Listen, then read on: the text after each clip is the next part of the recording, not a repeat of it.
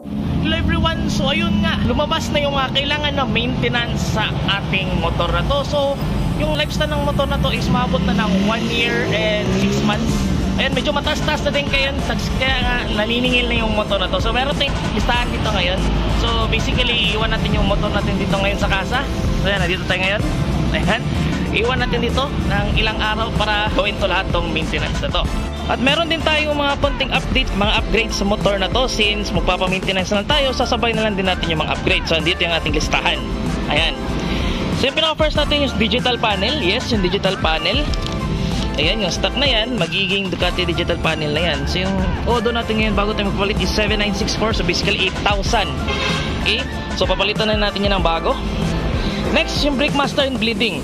Kasi yung problema nitong brake master, ayan, wala yung rubber, nakalimutan na pagbalik. Yung pag-bleeding dati, nakalimutan. So, ang nangyari niya, nagli-leak dito konti yung brake fluid. So, tumutulo dito sa kaha niya. So, ayan, may medyo problema kaya bumili na lang din ako ng brake master mismo para update na yan. And of course, pag palit ng brake master, papableeding na din natin yung ating motor. So ayan, kailangan na kasi umitim na yung mga ating, ayan, umitim na ang ating brake fluid, no? So nga, next naman natin is yung ating fork oil. So yung fork oil natin medyo lumalambot na talaga yung ating shocks. Okay, so papalitan natin yung fork oils dito para updated naman kasi masyadong malambot na nga yung front shocks natin. So ayan, kaya need natin i-update din yan. Next naman natin is clutch lining and spring. So yung clutch natin is napupudpod na.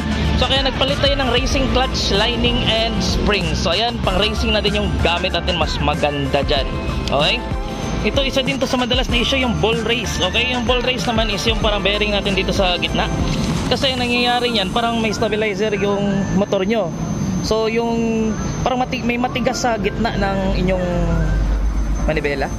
Ayan, pag nasa gitna siya, medyo matigas siya. Tingnan mo, bumabalik siya sa gitna. Ayan, parang may stabilizer yung ano nyo. Matigas siyang i-turn yung manibela nyo dahil dyan sa ball race na yan. So ayan, papalitan yan. Ayan, bumabalik, di ba? Ayan, isa yan sa usual na problema ng mga GPR. Ngayon ko lang na-discover to, pero maraming iba na nagsasabi na may ganito din silang problema. So ayan, papalitan din natin yan. Okay? Next naman natin is yung rubber damper naman. Yung sa likod, basically yung rubber damper. Okay, dito. So ayan, so nakita nyo merong play na. Ayan, kaya papalitan na natin yung rubber damper dahil dyan. Okay? Next naman is yung ating cleaning adjustment. Ayan, kailangan na din ipa-adjust yung ating ang ating chain nito, adjustment. Kasi medyo maluwag na din at need na ipalinis yung ating kadena. Ayan, shout out. Next is spark plug club. So, ayan, tingnan natin din ang spark plug club kasi nagpalitan din tayo ng carb nito. At one time habang umuulan, first time natin, no, na napatayan tayo ng makina habang umuulan. Pero siguro mga 5 minutes lang umandar naman siya ulit ng kanya. Kaya ayun, baka nabasa lang ng konti habang umulan. So check natin yung spark plug club na yan. Next naman is yung sa headlight. So hindi naman to stock na headlight. So nakita nyo yan, may moist sa isa. Hindi natin tanggalin yung moist na yan. At ayan, para mawala yung tubig sa loob, no? So ayan, kailangan din yan na maintenance. Next is side mirror socket. Yung wire ng side mirror natin, lagyan natin ng socket, no? Kasi every time na open ito, nagre-rewiring. So ayan, masyadong hassle. So lalagyan na natin ng socket yung ating side mirror. And ayan, yung last natin is carb cleaning. Since yung nagpalit na ng carb na hindi stock, nag-open carb kasi ito yung una, mga 2 months nang nakalipas. So ayan, kailangan din natin palinis yung ating carb, no?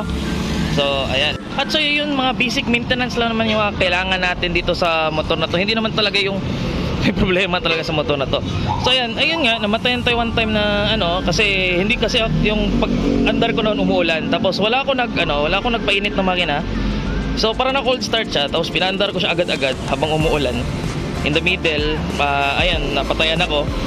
Pero mga 5 minutes lang, umandar lang naman siya ng kanya ulit. Yung parang ayun, kaya i-check yung spark plug cap. So ayun, yung shocks, clutch lining.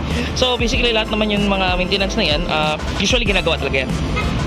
So basically itong motor na to is 1 year and a half na to. So yung papalitan yung clutch, fork oils, parang normal lang yan. Okay? Yung dito naman yung may leak na brake fluid.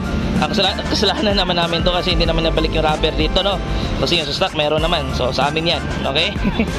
At ayan lahat yung ating mga ipapagawa dito sa kasa ngayon dahil ayan, medyo naniningil na yung motor na to. So ayan, para condition lagi yung motor, kaya ingatan nyo always, maintain well, and ride safe always.